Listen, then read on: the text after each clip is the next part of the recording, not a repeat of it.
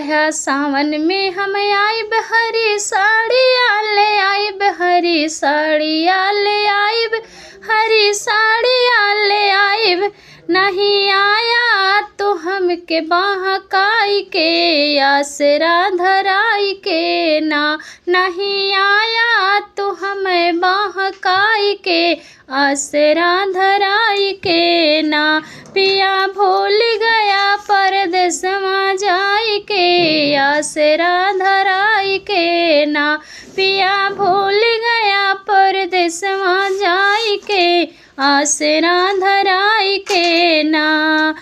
आई सावन के बहार झूला पड़े डारी डारी, आई सावन के बहार झूला पड़े डारी डारी।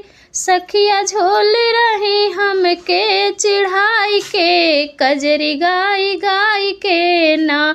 सखिया झोल रही, सखिया झोल रही हमके चिढ़ाई के, कजरी गाई गाई के ना। पिया भूल गया परदेसवा जाई के, हमके भुलाई के ना।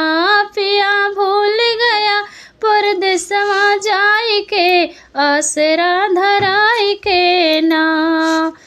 बहे झूरी झूरी बयार बरसरी मझिम फुहार, बहे झूरी झूरी बयार बरसरी मझिम फुहार।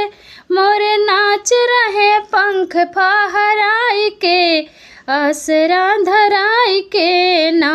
मोर नाच रहे बनवा में पंख फहराई के, आसरा धराई के ना।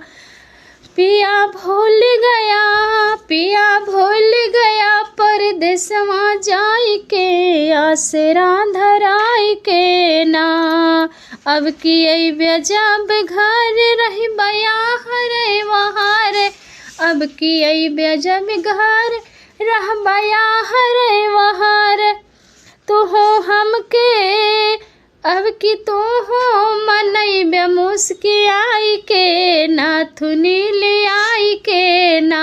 अब की तू हो मनइबे मुस्कियाई के, नाथुनी ले आई के ना। पिया परदेसवा जाई के। फ्रेंड, आज मैं आप सभी को कजरी गीत सुनाने जा रही हूँ और आप लोग सुनिए। ये पति पत्नी का गीत है। पत्नी कैसे अपने पति से कहती है जब पति बाहर रहता है, परदेश में रहता है। तो आप लोग इस गाने के माध्यम से सुनिए। और फिलहाल ज़्यादातर जैसे सावन के महीने में अगर पति घर पे ना आए तो पत्नी का इस गाने के बोल से आप लोग सुनिए।